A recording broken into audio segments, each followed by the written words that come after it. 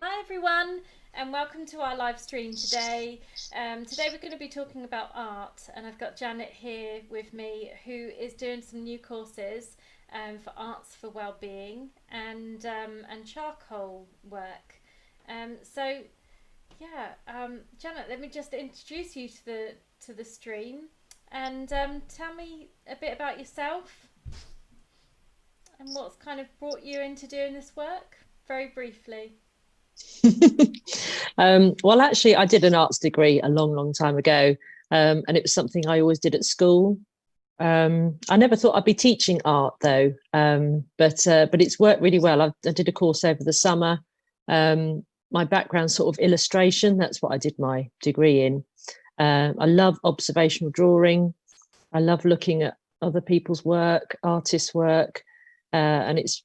I think observational drawing for me has been a really nice thing to get back into doing. So both of these courses follow that. Really, it's a chance for us to look at our immediate surroundings and to draw it and to describe it. That's really the basic bit. Nice, nice.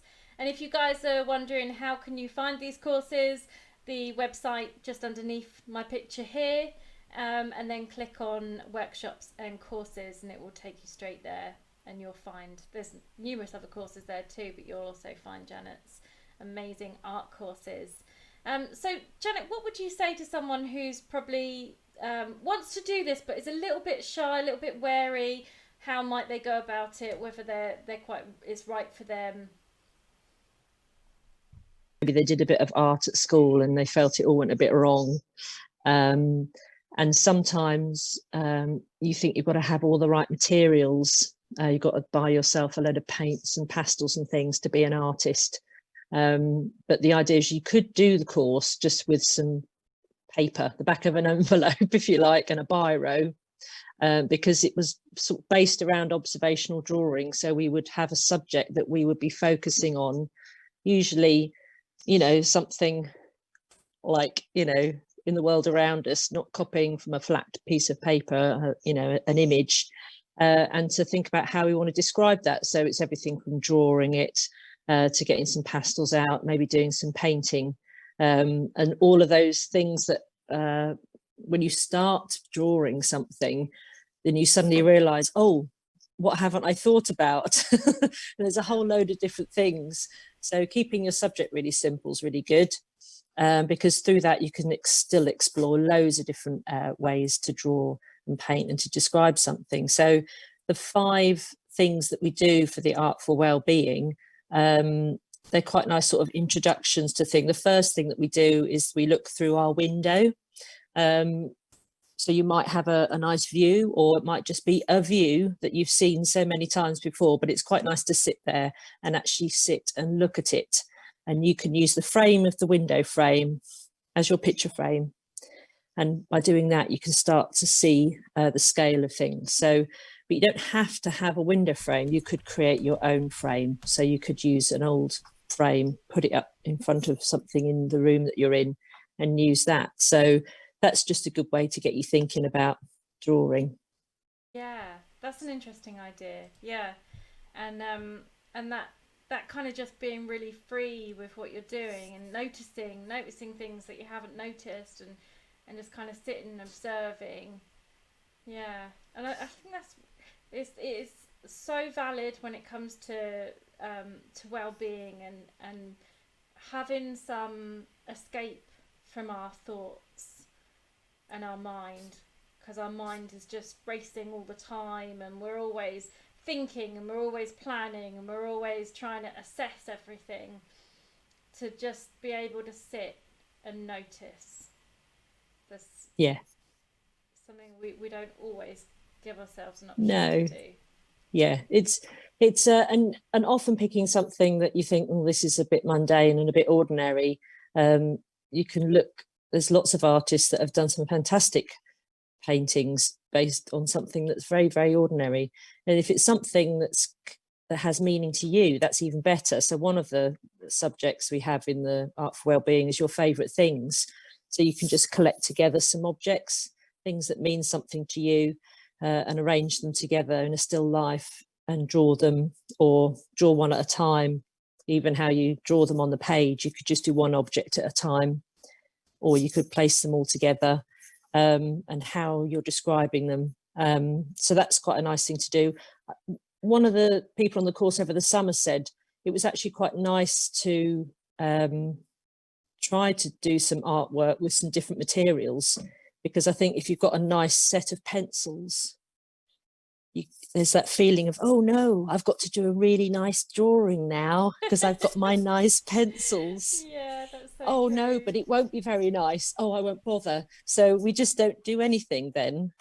So just sort of approaching things, because one of the other things we do is we find a painting that we like and we recreate it in a different way. And one way is to use material. So you even use your own clothes. Gets you looking at colour and tone, and it means you can create something that's actually quite big in terms of scale if you're using fabric and clothes and cushions and things. One of the students over the summer did the Scream.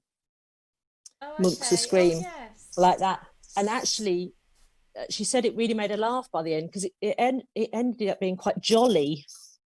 But it was beautiful. It was fantastic, and she sort of surprised herself with what she was able to do. So that's the other thing where, even if you feel a bit nervous about sort of starting, you have to kind of forget about the end product. Very, very difficult thing to do, but you have to kind of forget what it might look like. You might have an idea, but through the process of trying to describe something in front of you, in whatever medium you try to do, you'll find a way to do it, and you usually are quite pleasantly surprised about what you can achieve if you sort of try and have a bit of fun, have a sort of approach to it where you sort of just playing, and not to worry too much about it as well. So it's quite active. That's the other thing. It's a very, very active thing to do, active looking, and there's quite a lot of things you can learn about yourself, and it's okay to get things wrong, because you can always start again. But really, it's about thinking, well, why didn't it work out how I expected it to? What can I do to change it to make sure I can get the thing that I want? So, but it is tricky, but it is learning to accept those sort of frustrations that you might get. The good things usually outweigh that, usually. And that was the session that I joined in, and yeah, I found it quite challenging at first to put those things aside and not think about how it's going to look, and not try and make it perfect, and not kind of, and just to kind of go with whatever I had. And I found myself there with bits of fabric that I've kept for like years and years, and I was sort of looking at it. I was like, oh, do I want to cut this up? And do I or don't I? Yes, I do. And then in the end, I kind of, yeah, by probably the last 20 minutes, I then kind of got over that, and I was into it. And then once I started doing it, I was feeling quite free with the process, and just sort of throwing things together and thinking, okay, doesn't really matter what it looks like. This is just going to be pulled together, and I'm just doing it, and I'm putting this here, and I'm cutting things up. Yeah. I think a creativity only really happens when we're put in a hard place, when we're cornered, when we're like, oh no, and then that's when you make the breakthrough. So it's not necessarily about having a nice time all the time. You could do that if you wanted to. Sunday painters, and it's all valid, it's all good. But if you want to do something creative that's challenging you, you have to accept that. And I think the more that you do that, you know that you can have a conversation with yourself in an hour's time and know that, okay, yeah, that was really good. I'm really glad that I just did it.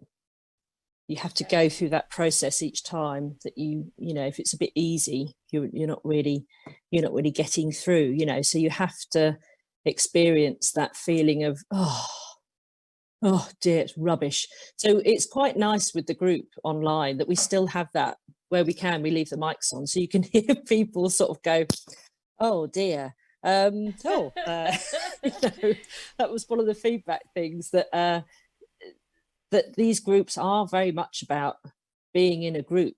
You've got your motivation, you've got, you know, there's a time of the week that you're going to sit down and do some art, and you're going to be doing it with other people, and they're going to be on the same sort of journey as you, even though they might go off on completely different tangents.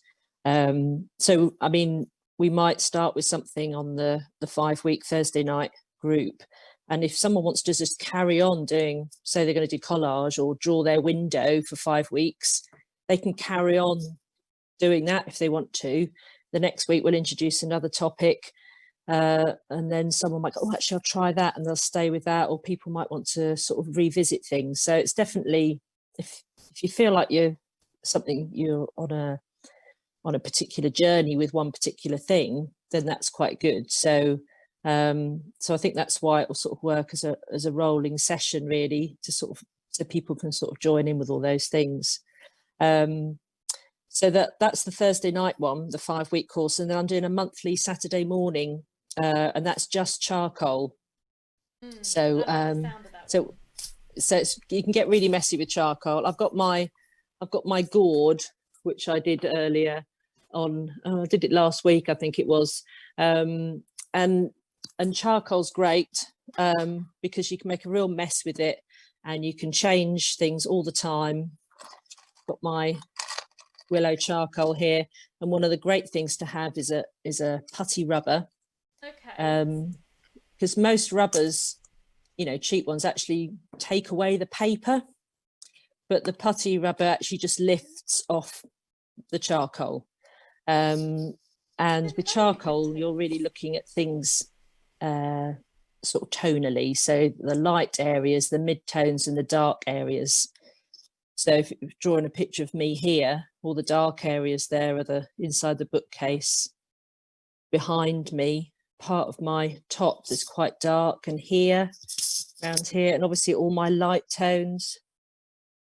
And then we've got some mid-tones and things. So with charcoal, you just cover the whole of your page with a mid-tone all over. And then you start working in your dark tones, and then you take away with the rubber for your light tone, and you start to create, it's a really good way of creating something that's 3-dimensional, and it sort of appears and you get completely covered. So don't wear your nice clothes.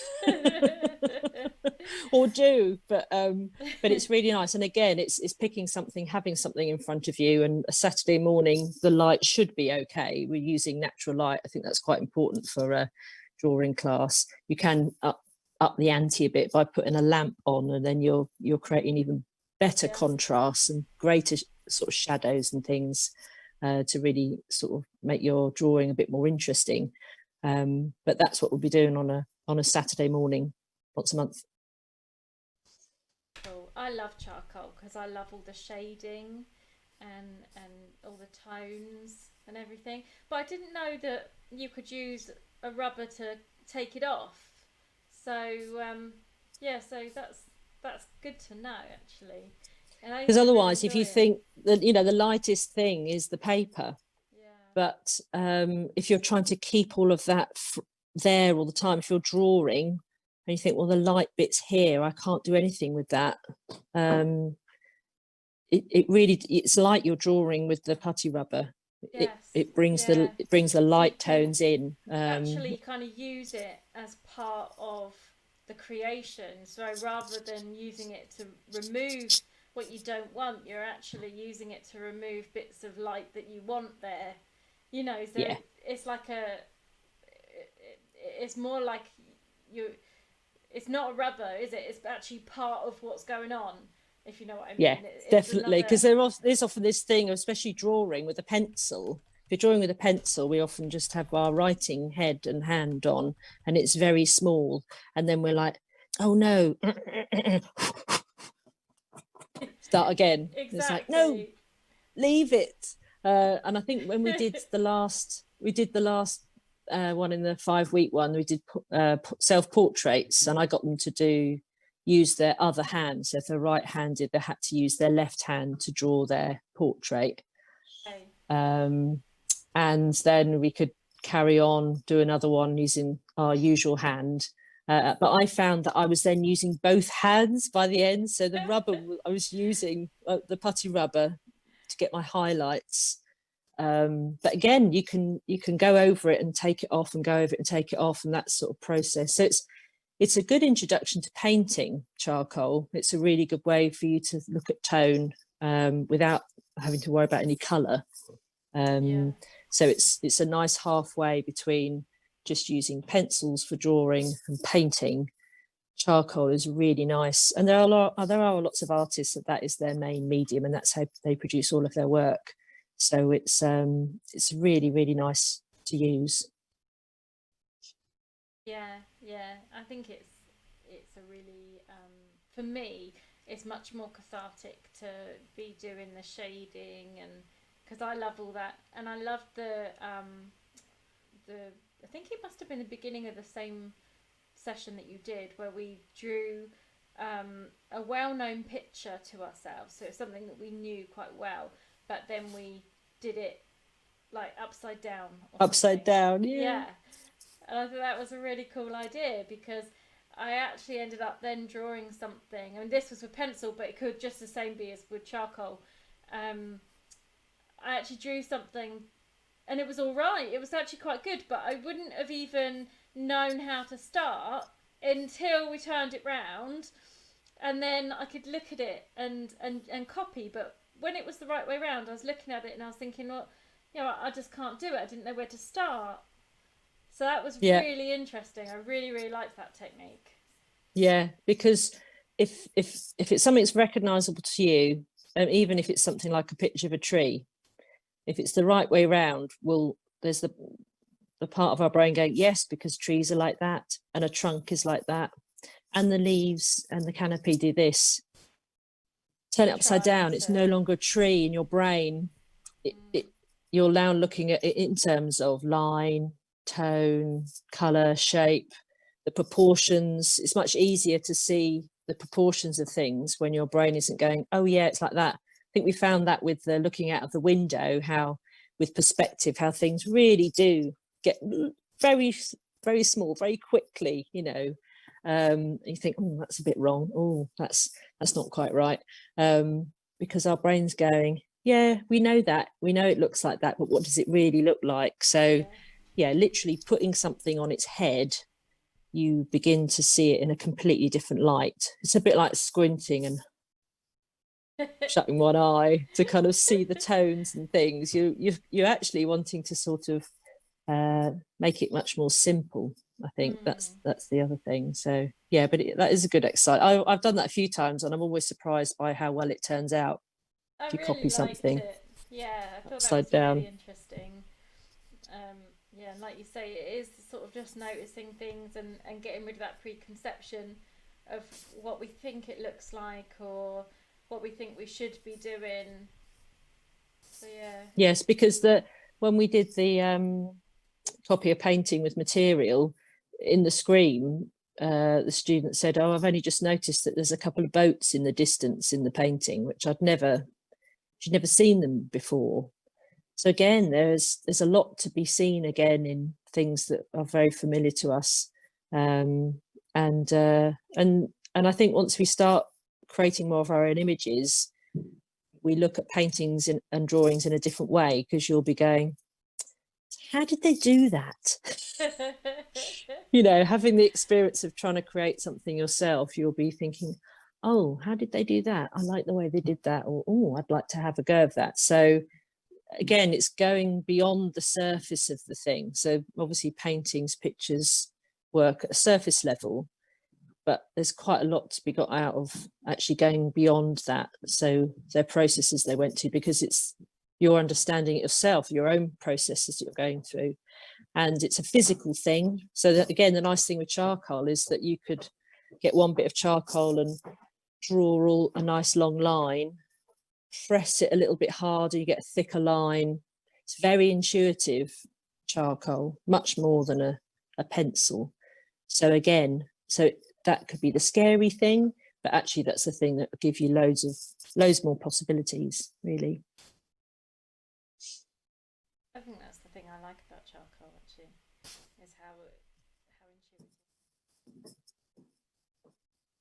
press a little bit harder and it will do something Yeah, different. yeah, Yeah. or it snaps. Yeah. Yeah, true. So you've got the 5 week course, which is various different things, isn't it? Different kind of Yeah, topics each week, and then the monthly charcoal course, which goes on for 3 months. Is that right?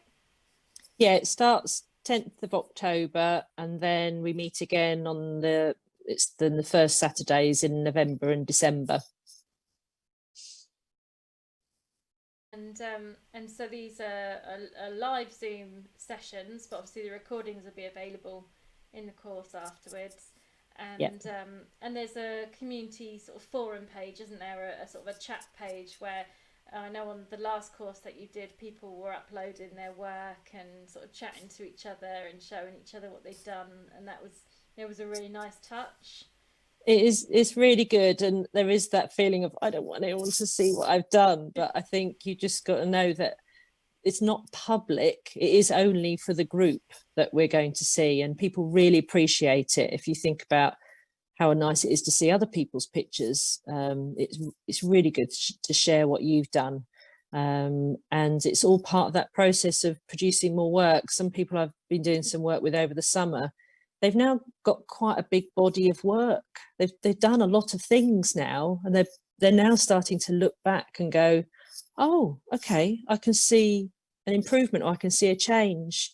And even just through an hour's session, well, we were talking about making breakthroughs. Sometimes you'll just get it in the last 10 minutes, but you've had to have spent that time to get there. You can't get that thing of, oh, I really got it in the first 10 minutes. Time, that's what you need. You need to give yourself time to go through those processes to sort of get to that point where you've gone, right, okay, I'm ready. Right, next week, sort of thing. So yeah. and and these concepts, they remind me very much of general therapy concepts, when it Yeah. comes to noticing, just kind of like bringing your awareness to what you actually see. um, the same with kind of just giving yourself time, letting things happen, taking away judgments. They're all very much concepts that are rooted in well-being and in helping ourselves generally. So Yes. yeah, art just seems to just fits, doesn't it? That Yeah. expression and that creativity and just kind of And allowing just it. and having a focus, oh, I'm just drawing my cup, uh is a seemingly quite harmless thing. And it, because that's a really nice focus, but then through that process you are able to, like you say, go through all those different processes of what it's like to sort of, because it's about relationship. What is the relationship with this object? Why have I picked that? Every drawing has got a reason why you want to do it. Every picture that you've seen that's been created, someone's just made a decision to do that. Um so I think it's really important, and to sort of, it's the internal work that goes on. We're doing something quite external, Yeah. obviously, but all as much as external stuff's going on, it's the internal stuff that's going on as well, about making observations and connections and things, and meaning. I think that's the thing. And again, doing it in a group, with other people, all sort of on a little journey together, is really good. Especially at this time when is this a really tough time for a lot of people, um, and we've lost a lot of our normal connections where we might be going off and doing things, and now we're at home more, and I think although online conversations aren't quite the same, we don't get that physical touch that we're missing that, but we are still able to maintain connections and coming together at a certain time and doing something together and creating something together. There is joy in that. Definitely, yeah, definitely. And I'm very much a group person. I have to do things in a group. That's my motivation. It's the same with all the singing work that I've done and music. I'm much more wired to be with a group of people, and that will be my motivation. Um, so it's so that's a really important thing to do. And yeah, I've had a conversation with someone else about the sort of, she does a lot of movement work, and Yeah, it's the same thing happening there with, oh, but I'm moving and dancing on my own. It's like, well, not really. uh, I'm moving and dancing with all the people that I've learned things before, so not just this day, but all the times I've danced before, and that song reminds me of this person, and so totally. so and then we know that we're sharing it again, so we're moving it on, we're always adding to what we do and our experiences. So this isn't just um a stopgap time.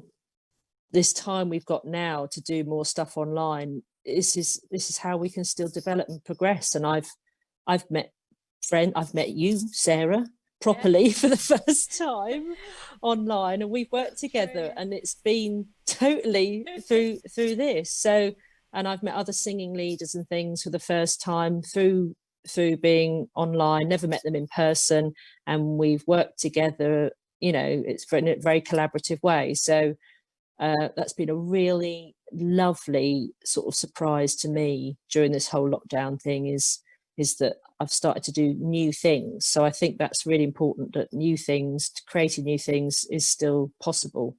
Yeah. Yeah. Yeah, I totally agree. I often think to myself, I wonder what it would have been like in the Spanish flu, in the 1913 when we're all in lockdown. There was no internet. Can you imagine? So at least we have got that, and yeah, and people have found ways of coming together. And actually, there's been a lot of people who I've met, and different things that I've started doing that wouldn't have been possible before. Yep. Um, doing shows with people across the globe, for instance, um, doing different things, meeting different people in workshops. At the moment, I'm doing a workshop with a theatre company in LA because I can, And you had I know in your last course, there was a lady from Canada, so we're reaching out actually and making connections, um, really in a much broader way Yeah. than Yeah. we ever Yeah. have. So it's a, Yeah. And I do, there are people that still are stuck at the point of, oh, I'm not very computer savvy, and it's really hard. So there's still a long way to go for everyone to feel that they're able to access that's true. things. But we're all sort of learning this, but it is a really good tool. And I think, I was thinking about it the other day. I think if you get too obsessed with the form, with Zoom and the computers and stuff, you're not really thinking about what it's doing, which is this. And the only thing I could sort of think about that it was like when you go to the theatre and you're in the cheap seats right up at the top, and you're really aware at the beginning of who's sitting next to you, and oh, can I see? And it's miles away. You go to those London theatres, but there's a point when the lights go out, and very quickly you're into the play, and you're not aware of it, but you have completely forgotten everything, unless someone's eating crisps really loudly next to you.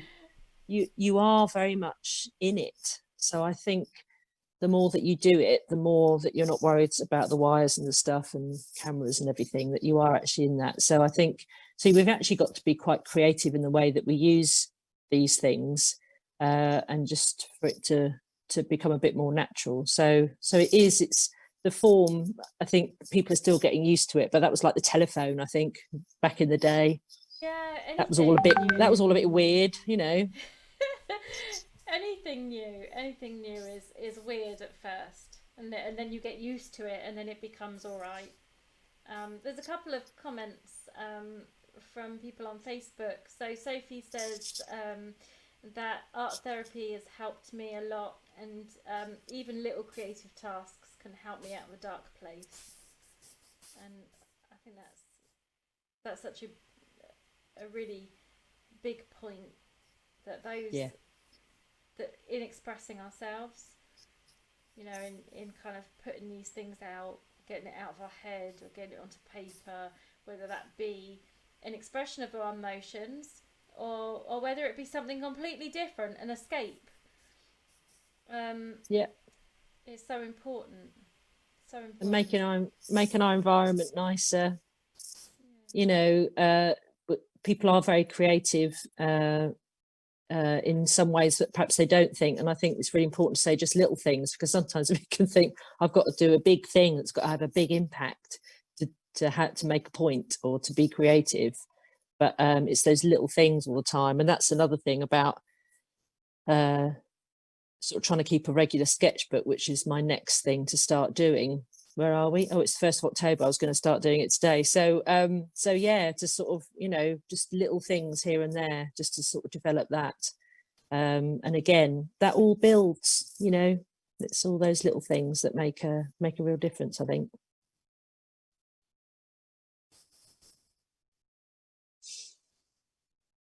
Oh, well, I'm really excited about your courses. And if anyone's wondering how you can find them, I've put the link in the comments section. And it's creativelearning.creativementalhealth.org.uk. So the address you can see along the bottom there, you just put creative learning in front of it. But the comment is in the comments anyway. And they'll be starting soon, so get yourself signed up. Yeah, this time next week, actually. Yeah, it'll be the Thursday night one, and then the week on Saturday with a Saturday morning one. Yeah. Brilliant. And more to come, hopefully, in the future as Yeah. well. Yeah. Yeah. So it feels like we've kind of come to a natural close then. We've waffled on Yeah. for a good period of time. Thank you everyone for watching. Oh, there's another comment here. Just saying, great job, well done, guys, and letting us know that they've shared to their pages as well. So thank you so Oh, much great. for all your support. Yeah, Brilliant. that's brilliant. Thank you. And just to let everyone know that tomorrow night we've got a live stream dance show happening, 8 o'clock roughly. So tune in for that. And next week is World Mental Health Day. So we're launching our Creative Mental Health Guide, which is an online magazine. So if you've got some artwork that you want to submit for that, this is an open platform, and it is all about sharing and to tackle stigma. So art as a form of having a voice, and that's our mission with the project. So feel free to submit anything that if you want to have your work published, and and check this space for more to come. Thanks for joining me today, Janet. It's been really good. That's all right. Thanks for your time, Sarah, and thank you everybody for tuning in. Night, everyone.